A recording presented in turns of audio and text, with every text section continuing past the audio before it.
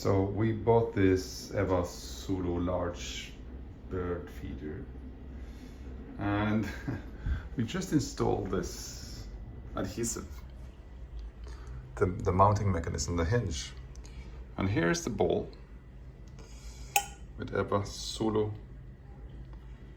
which seems super nice. You know, you just attach it here and you can watch the birds feed. But the problem is this extrusion, which seemed like there was some logic to it.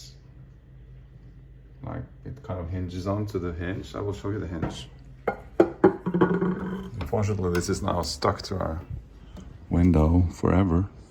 But this is kind of the logic of the hinge. So it seems to be some kind of logic, although the extrusion here is pretty deep. Like it's at least 8 millimeters or something. So what happens when you mount this thing is very, very weird. And I can't see how this can work at all. What happens is that you attach it like this. So it's a super simple installation like this. And yes, it hangs. It does hang, but in the case that a bird actually would arrive here, the way that this is designed, the bird would sit here, right? And just put a little bit of weight on it. And then you see it budges because of the hinge. And it actually does it so much that it's impossible that this thing won't fall off. It's completely impossible.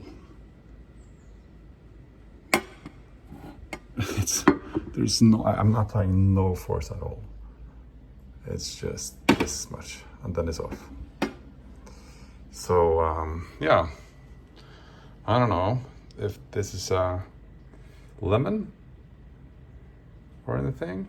It looks weird because look at this. Doesn't really got a very nice finish. It's kind of coarse. This is like just out from the box, just from the shop. It looks very coarse and it's kind of like got this grit to it, a little bit at least. I mean, it could look like something that you could use, but this is useless. We have to send this back or throw it out. So that is the review of the Eva Solo.